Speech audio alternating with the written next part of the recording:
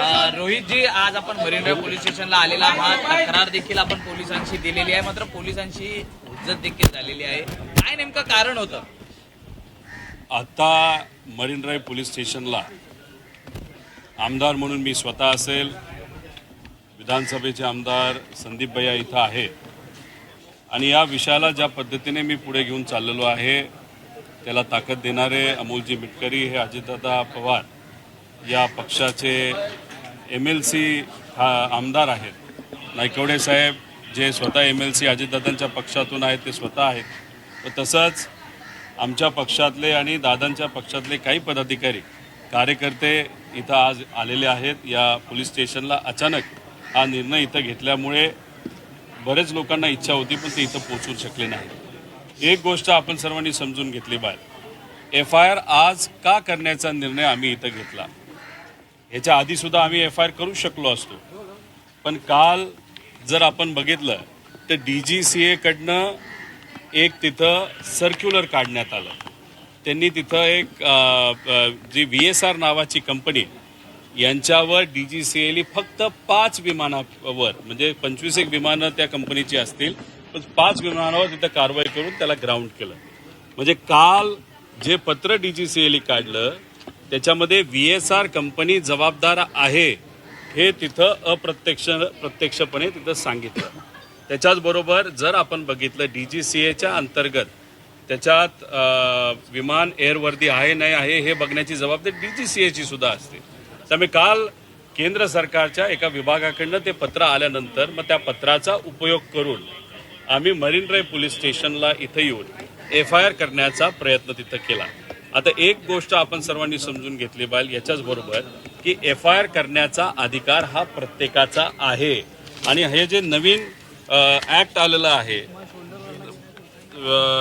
BNS याच्या अंतर्गत जर कॉग्निजेबल ऑफेन्स त्या ठिकाणी झाला असेल म्हणजे काय, एखादा ऑफेन्स झालाय ह्याच्याबद्दल सगळ्यांना माहीत आहे.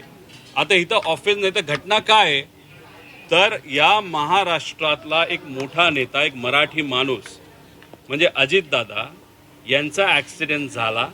अजितदादांबरोबर अजून 4 लोक ज्याच्यामध्ये 2 पायलट, एक पोलीस विभागाचा जाधव म्हणून अधिकारी आणि एक तिथं माळी नावाची अटेंडंट, असे दुर्दैव या घटनेमध्ये 5 जण मृत्युमुखी पडले. हे सगळ्यांना माहिती आहे का असं या जगामध्ये कुणी ज्याला हा विषय माहीत नाही?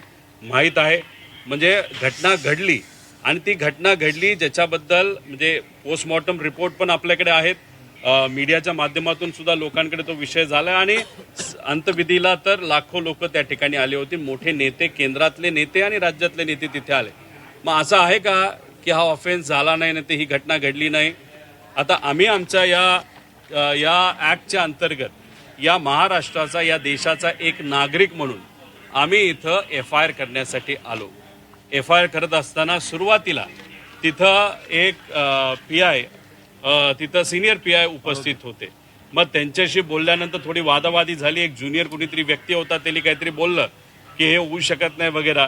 आणि मग त्यांना वकिलाच्या माध्यमातून, प्रांजल नावाचे आमचे वकील इथं आलेले, त्यांनी तिथं समजून सांगितलं हा ऍक्ट काय आणि कॉग्निजेबल ऑफेन्स आहे. हे मी नाही, महाराष्ट्रातला कुठल्याही वकिलाला तुम्ही विचारा, जजला तुम्ही विचारा.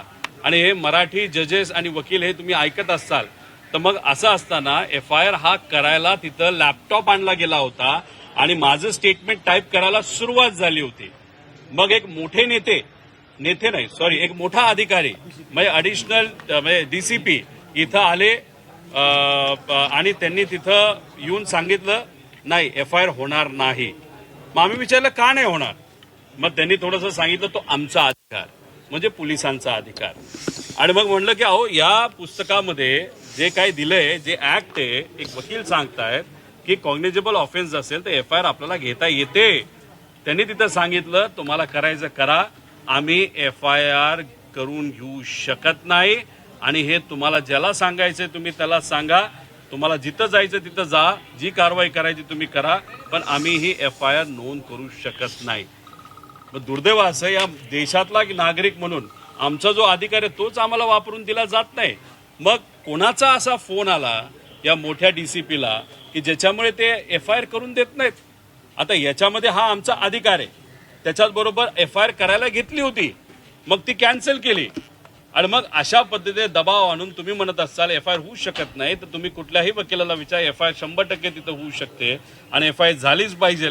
आता तुम्ही एका बाजूला म्हणताय इन्व्हेस्टिगेशन चालू आहे, मग CIDने काय केलं हे कोणाला माहित नाही. CBI कडे गेलाय, त्यांनी CBIचा FIR केला नाही केला हे कोणाला तिथं माहित नाही. मग आमचा अधिकार वापरून आम्ही ही FIR करत असताना तुम्ही आम्हाला का थांबवताय? का फक्त हा मराठी माणूस होता, महाराष्ट्राचा नेता होता, अजितदादांचा हा विषय म्हणून तुम्ही या पद्धतीने इथं करताय? उद्या जाऊन तुमच्या गाडीला धडक कोणी दिली तरी FIR लगेच होतो. एखाद्या ठिकाणी थोडीशी चोरी झाली ते FIR तिथं होतो. मग एखाद्याला मारामारी झाली ते FIR होतो. मग दिल्लीमध्ये काही काँग्रेसचे कार्यकर्ते त्या ठिकाणी फक्त शर्ट काढतात, त्यांच्या तुम्ही FIR करता. आणि मग अजितदादांचा इथं मृत्यू झाला, घात का अपघात याच्यावर आम्ही शंका त्या ठिकाणी घेत आहोत, त्याच्याबद्दल इन्व्हेस्टिगेशन आहोत आम्ही म्हणतोय. मग कुठल्याही सामान्य व्यक्तीचा FIR होऊ शकतो, पण मग आम्ही विचारतो, आमचेही आमदार इथं असणारे दादांची आमदार महाराष्ट्र विचारत आहे अजितदादांच्या बाबतीत असा वेगळा न्याय का? आता आम्ही निर्णय तिथं घेतलेला आहे की हे आमचा FIR तर इथं करून देत नाहीत. त्यामुळे उद्या सकाळी 10 वाजता बारामतीचे जे कुठले PI असतील, एअरपोर्ट ज्यांच्या अंतर्गत येतं, माझ्या अंदाजे ग्रामीण विभागाच्या अंतर्गत येतं, त्या ग्रामीण PI कडे जाऊन तिथं आम्ही प्रयत्न करू. तो प्रयत्न करत असताना ते त्या बाबतीत काय भूमिका घेतात, सत्तेत असणारे, सत्ता आज सत्तेत बसणारे जे कोणी नेते असतील ते त्या बाबतीत काय भूमिका घेतात हे आपल्याला तिथं बघावं लागेल. त्याच्याचबरोबर सत्तेत असणारे त्यांचे जे मित्र आहेत ते मित्र सुद्धा त्या बाबतीत काय करतात, जे दुसऱ्या पक्षाचे ते सुद्धा तिथं आपल्याला बघावं लागेल. पण उद्या 10 वाजता बारामतीला जाऊन आम्ही FIR करायचा प्रयत्न तिथं करणार. तिथलं जी बिल्डिंग आहे ती दादांनी बांधली, तिथं नाही मिळाला तर तिथं असणारं जे न्यायालय आहे त्या न्यायालयामध्ये जे दादांनी सुद्धा तिथं बांधलंय तिथं सुद्धा आम्ही जाऊन न्याय मागण्याचा प्रयत्न करू. पण अक्षरशः म्हणजे वाईट वाटतंय आम्हाला.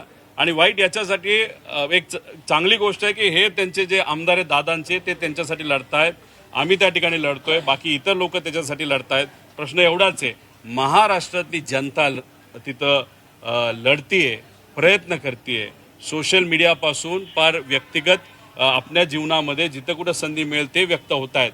पण आज जे सत्तेत आहेत आणि जे विरोधात आहेत, ज्यांना त्यांना अधिकार आहेत, ते या बाबतीत का पुढे येत नाहीत असंही त्या ठिकाणी आम्हा सगळ्यांना वाटतं. त्यामुळे कृपा करून सगळ्यांना विनंती, या विषयामध्ये आपण सगळ्यांनीच तिथं लक्ष घालावं. आणि मग न्याय जर अजितदादांसारख्या या मोठ्या मराठी महाराष्ट्राच्या नेत्याला जे या सत्तेत असणाऱ्या पार्टीबरोबर मुख्यमंत्री त्या ठिकाणी होते, याच व्यक्तीला न्याय मिळत नसेल तर मग सामान्य लोकांनी काय करायचं असा प्रश्न तिथं निर्माण होतो. त्यामुळे या बजेटच्या सेशनला मी गेलं पाहिजे का असाही आता मला प्रश्न पडायला लागलाय. एवढ्या मोठ्या नेत्यालाच नाही इथं मिळत नसेल तर अधिवेशनात जाऊन बोलून फार घसा कोरडा करून काय त्याच्यातून मिळणार हाही प्रश्न तिथं निर्माण होतोय.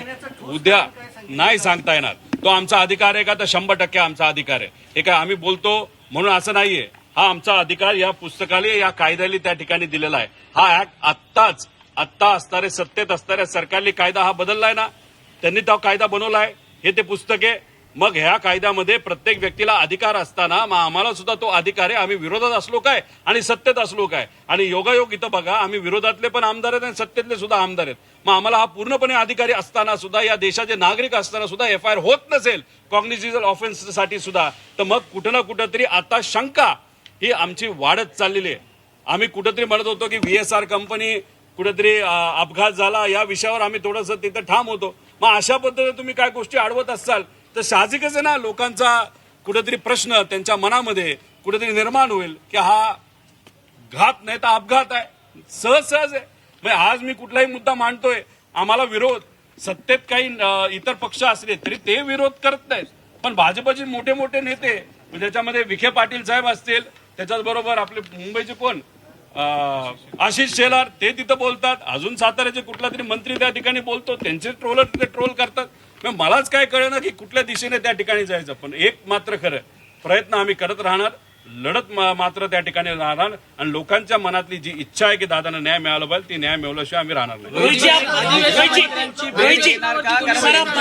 गृह खातं आहे आणि सत्ताधारी आमदार देखील आपल्या सोबत आहेत. मुख्यमंत्र्यांची भेट घेऊन आपण या संदर्भात लक्ष द्यावं अशी काही मागणी करणार आहात? उद्या तुमच्या गाडीला कुणी धडक दिली, तुम्हाला कुणी चापड मारली, नाही तर तुमच्या घरी चोरी झाली, तर तुम्ही एफआयआर करण्यासाठी पोलीस स्टेशनला येणार का मुख्यमंत्र्यांना भेटणार? पोलीस हे स्टेशन बघा, विषय एवढाच आहे. नाहीये. तक्रार घेत नाहीयेत. इथं तक्रार देण्यासाठी आलो, नागरिक म्हणून आलो, आणि आमची त्या ठिकाणी कुठेतरी बेइज्जती तिथं झालेली आहे. नाही बघ, काय करायचं ते करा. मंगरुळीची भाषा होती पोलीस अधिकाऱ्यांची. 100% ती जाणवली ना.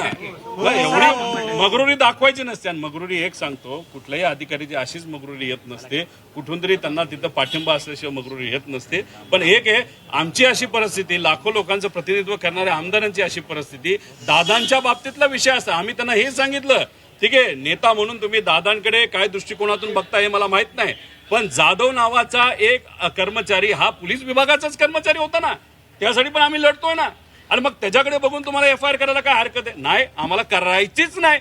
ती तुमची भूमिका असेल तर आम्ही त्याला काय करणार? तुम्ही सांगितलं एका बड्या अधिकाऱ्याचा फोन आलेला, कोण होता अधिकारी? नाही, हा बडा अधिकारी इथं आला, त्याला कोणाचा फोन आला ते आम्ही नाही सांगताय ना. तुम्हाला सीडीआर बघायचं ते सीडीआर बघा.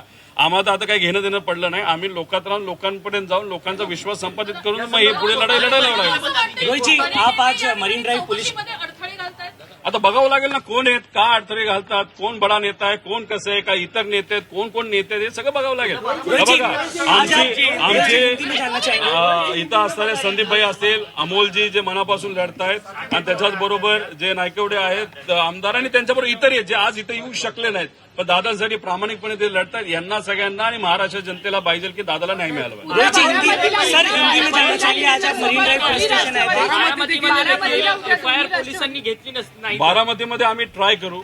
तिथं काय तिथं असणारे पोलीस अधिकारी काय म्हणतात, या पुढच्या 12 तासामध्ये काही ट्यूबलाईट इथं असणाऱ्या अधिकाऱ्यांना, पोलीस विभागाला काही ट्यूबलाईट पेटली नाही पेटली हे तिथं बघावं लागेल. आणि बारामतीमध्ये आम्ही कुठेच तिथं फक्त जाहीर केलेलं आहे. आता जे लोक येतील ते येतील, तो विषय फक्त आपल्याला शांतता ठेवायची आणि तिथं दादांना न्याय देण्यासाठी बारामतीमध्ये एफआयआर होईल अशी आमची अपेक्षा आहे. सर आप मरीन ड्राइव पुलिस स्टेशन में आए थे, आप आज क्या हुआ?